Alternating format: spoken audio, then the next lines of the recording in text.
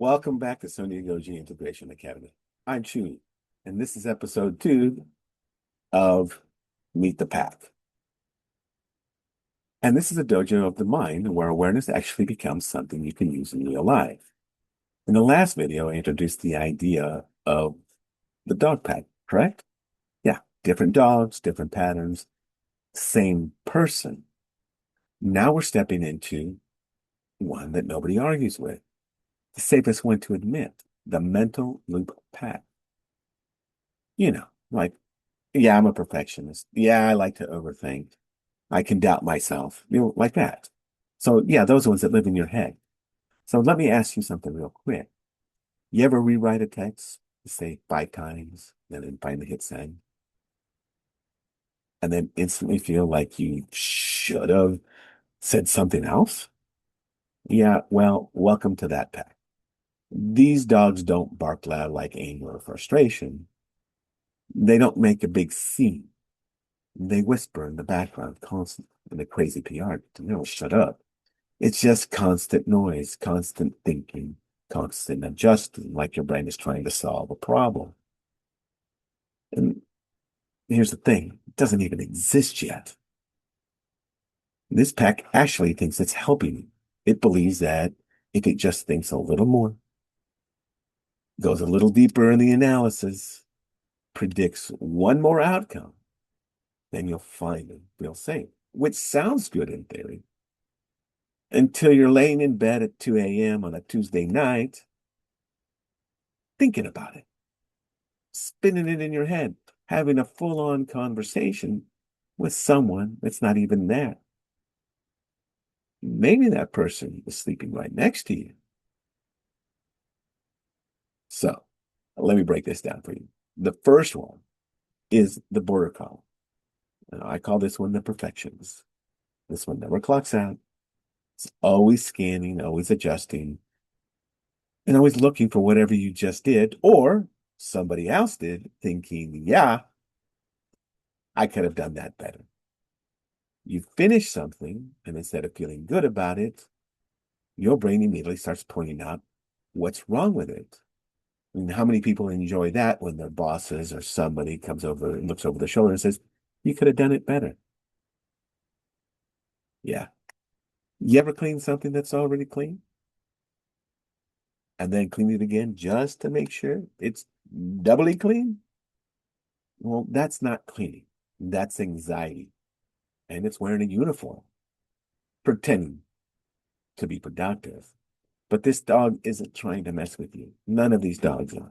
It's trying to protect you. Somewhere along the way, this dog you learned that if you get it right, if you don't mess up, you stay, and you won't get in trouble. So now everything feels like a test, and you're grading yourself every single time. So what do we do? So before we do that, let's go on to the next dog, the poodle, the overthinker. Now, this one's a little wild. This one runs simulations like it's prepping for a movie role. You ever play out a whole conversation in the head? You play you, then you play them, what they might say based on your experience for them, and you use their facial expressions, you use their tones that they give you, right? Does it sound familiar? So you replay these conversations over and over in your head before it even happens. So you do the different versions, the different tones, and you create the different outcomes, like you're rehearsing for a movie role. So then you have a conversation with this person, let's say the morning, you bring it up, and you say none of it. Or you sit there for hours thinking something about something simple, like sending a message. And next thing you know, you're deep in a YouTube rabbit hole about communication styles and emotional intelligence. So that's this dog doing its thing. And again, it's trying to help you. It thinks it can predict everything. If it can map it out, if it can map out every possible outcome, then you won't get caught off guard. The problem is, life as we know it doesn't work on a script, does it? And then right behind that dog, we have the Cocker Spaniel, Doubt. This one shows up right after you make a decision or someone else makes a decision. You finally decide something, you feel good for a few minutes, and then here it comes. Wait for it. Was that the right move? Maybe I should have waited. Oh, I hope they don't take that bad. What if I messed that up? You start second guessing something you already did or said. And so you double check it, and then you triple check it, and then somehow you still don't trust it. That's a system that learned if it questions everything, maybe it can avoid getting hurt again. So now even good decisions feel unstable. And then we've got the Dalmatian. This one's judgment. So you walk into a room, and before you even realize that you've already categorized everyone, who they are, how they act. They think they're funny, they're not attractive, the clothes, we judge them. It happens instantly. You just don't do that to others, though. You end up doing it to yourself on even a harder level. You replay something you said earlier, and suddenly it feels like you committed a crime. You break it down, you analyze it, criticize it over and over again. And this dog is trying to create order out of this because if everything is labeled, if everything is defined, then it feels predictable, and predictable feels safe, and it also feels familiar. Now, here's where we connect everything. These dogs don't take turns politely. They take grass. Perfectionist starts adjusting. The overthinker runs scenarios. Doubt questions everything, and judgment comes in here to review the whole performance. You know, next thing you know, you built a full mental courtroom, right? You got your attorney, you got the judge, you got the jurors, right? And somehow you are the one that's on trial. So let me give you an example. You're about to send a message, you're about to send a text, and it goes something like this. Perfectionist says, fix it. Over then steps in and goes, oh, what if they take it wrong? What if they get hurt by this? I don't want to ruin their whole day. Doubt says, well, then maybe don't send it. And then judgment says, well, you're gonna look stupid if you don't. So what the hell do? You sit there staring at your phone like it personally it betrayed you.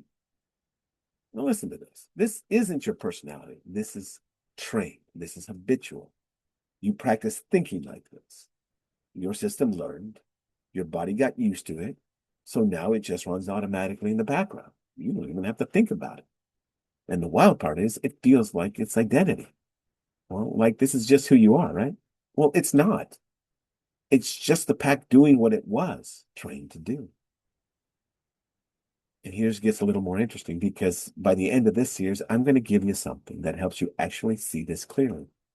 I built an emotional state questionnaire, not one of those surface level quizzes, something that shows you which dog runs your system.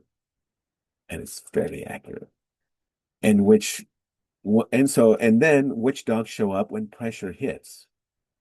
This isn't about like, oh, my conscious self, I'm always happy. This is who I want to be. No, no, no. These questions are going to affect the ones who show up when you're triggered, when you're activating, when somebody pisses you off, when somebody cuts you off, when your boss says something, they criticize you when you come home, and your wife says something as soon as you walk in, and you freeze up in your body. You feel yourself flush with energy. You maybe start to tremble because, like, don't I ever get a break, right? Does this sound familiar? So instead of guessing, you'll know because once you see it, you can begin to train it. So here's something simple that you can shift right now. The next time you catch yourself stuck in your head, looping, don't ask, why am I like this? Ask a better question. Wait, which dog just showed up? That one question creates space, and that space is where control starts to come back. In the next video, we're stepping out of the head and we're going to move into the body. I call this one the stress pack. The fast ones, the reactive ones, the ones that do their own thing. They don't ask permission, they just move. And trust me, you know who I'm talking about. If this hit, subscribe, follow along, Please leave a comment in the section and tell me which dog is following you right now. So, share this with someone who lives in their head like this and help me push this channel to 500 so we can keep growing this. This is Soniagogy, the Dojo of the Mind, where we take you from knowing to doing to be. And until the next time, take care and be well.